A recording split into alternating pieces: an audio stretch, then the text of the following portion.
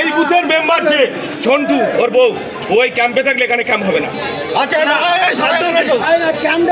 ওই দিক পরিচালনা করে সব করেছে, ওর নামটাও জড়িয়ে দেওয়া হচ্ছে।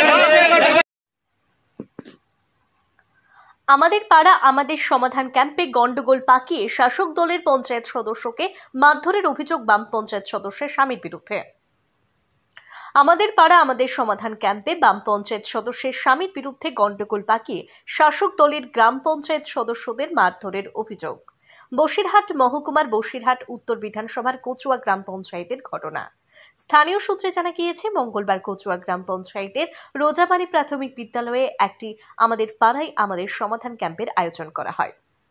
সেই ক্যাম্পে আসেন কচুয়া পঞ্চায়েতের বিস্তীর্ণ এলাকার উপভোক্তারা। অভিযোগ, ঠিক সেই সময় সিপিএম এর ওই পঞ্চায়েত সদস্যের স্বামী আক্রমণ করতে চায় শাসক দলের নেতাকর্মীদের ওপর। সিপিআইএম এর ওই পঞ্চায়েত সদস্যের স্বামী গ্রাম সভা তৃণমূল সদস্য আশিক আক্তারকে বেধড়ক মারধর করে। স্থানীয় তৃণমূল নেতা বুলবুল ইসলাম মণ্ডল বলেন, সিপিএম এর গ্রাম পঞ্চায়েতের সদস্যের স্বামী মফিজুল ইসলামের নেতৃত্বে 4 জন দুষ্কৃতী আচমকা হামলা চালায় আমাদের একাধিক গ্রাম পঞ্চায়েত সদস্যের ওপর। তারা দীর্ঘক্ষণ ধরে ওই পাড়ায় সমাধান ক্যাম্পে ঝামেলা পাকানোর চেষ্টা করছিল। আমরা বাধা দিতে গেলে গন্ডগোল শুরু করেন তিনি। তারপরে হঠাৎই আমাদের দলের পঞ্চায়েত সদস্যের বেধড়ক মারধর করেন তিনি। আমরা সমষ্টি উন্নয়ন আধিকারিককে বিষয়টি জানিয়েছি, প্রশাসন নিশ্চয়ই তার ব্যবস্থা নেবে। এই বুথের মেম্বার যে ঝন্টু ওর বউ ওই ক্যাম্পে থাকলে এখানে ক্যাম্প হবে না। আচ্ছা ওই দিক পরিচালনা করে সব করেছে, ওর নামটাও জড়িয়ে দেওয়া হচ্ছে।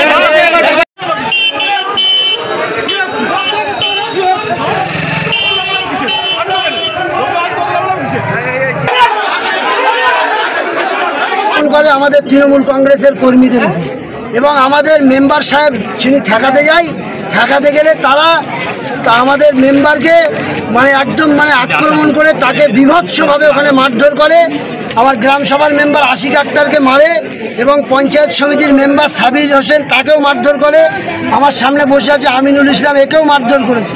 আমাদের 5-6 জন ছেলেকে তারা হঠাৎ করে আক্রমণ করে এবং কাদের বিরুদ্ধে করছেন? মূলত অভিযোগ রজাইলপুর গ্রামের সিপিএম এর যিনি মেম্বার আছে তার হাজব্যান্ডের নেতৃত্বে বাবলু বলে একজন সমাজ বিরোধী আছে, মফি বলে একটা ছেলে আছে এবং ফিরোজ এবং আসাদুল, এরা 4 জনা তারা লোহার রড পাতি এই সমস্ত নিয়ে তারা এই ক্যাম্পে ঢোকে এবং ঢুকে তারা হঠাৎ করে আমাদের মেম্বারদের উপরে এবং আমাদের দলীয় সমর্থকদের উপরে তারা আক্রমণ করে। আপনারা কি চাইছেন? আমরা চাই অবিলম্বে এই ব্যবস্থা তদন্ত করে প্রশাসনকে আমরা বলেছি এবং বিডিও সাহেবকে আমরা বলেছি, আপনার সামনে আমাদের 2 জন জনপ্রতিনিধি এবং আমাদের 2-3 জন দলীয় কর্মীকে মেরেছে, অবিলম্বে এদেরকে এক্ষুনি গ্রেপ্তার করতে হবে, না হলে ওরা আগামী কি সব ঠিক করে রেখেছিল। সভাপতি আজ থেকে 3 দিন আগে ওরা নিজেরাই ঠিক করে রেখেছিল ওদের দলের থেকে হবে। কোন দলের থেকে? টিএমসি দলের থেকে। এখানে এই বুথটাই জিতে আছে সিপিএম। আমরা সেদিন দাবি করলাম যে জেতা মেম্বারই হোক। সেখানে বললো না, বাইরের লোক, বিডিও সাহেব বললো যে বাইরের লোক হতে পারবে। সেখানে আমার ভাই একটা প্রস্তাব করলো কি এরশাদ মাস্টার হোক, ওরা সেটা মেনে নেয়নি। এবারে মধুমিয়ার নাম যাই তুলেছে, ওদের ওখানে 3টে বুথ পড়েছিল, 3টে বুথের ভেতরে ওদের কাজটা আগে করে নিয়েছে। কাজটা করে নিয়ে আমাদের বুথে এসে ঝামেলা করবে বলে ওরা সব আমাদের ঘরে ঢুকে আছে। এইবারে যে হাত তুলতে বলেছে বাইরের লোকও হাত তুলেছে অন্য লোকের বুথের। এইবারে যে আমাদের একটা কর্মী বলল যে বাইরের লোক এখানে হাত তুলছে কেন, সেই ওরা হুটটা পাকিয়ে দিয়েছে। কিন্তু তার আগে বিডিও সাহেব বলেছে যে এখানে কোনো বাইরের বুথের লোক এলাও হবে না। আপনাদের বুথে বহিরাগত লোক ঢুকিয়ে দিয়েছে টিএমসি। তারপরে ঝামেলা শুরু। আপনারা কি মারধর করেছেন? আমরা মারধর করিনি, আমাদের মারধর করেছে। আমরা আমাদের বাড়ি ধরো এই পাড়ায়, আর আমরা গিয়েছি কচুয়ায় রঘুনাথ মন্দিরের ওখানে। তাহলে আমরা এখান থেকে গিয়ে ওখানে কি মারপিট করবো? তৃণমূল অভিযোগ করছে যে আপনারা ক্যাম্প ভেস্তে দেওয়ার জন্য। না একদম না, ওরা নিজেরাই ক্যাম্প ভেস্তে দিয়ে ওরা নিজেরাই করছে, ভিডিওকে নিয়ে ঘোরাচ্ছে।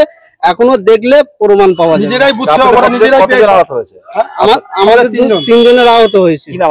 আমার নাম মফিজুল ইসলাম, আমি খেতমজুর ইউনিয়নের সভাপতি পঞ্চায়েতের।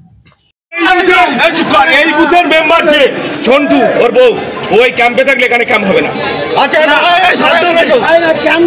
ওই দিক পরিচালনা করে সব করেছে, ওর নামটাও জড়িয়ে দেওয়া হচ্ছে।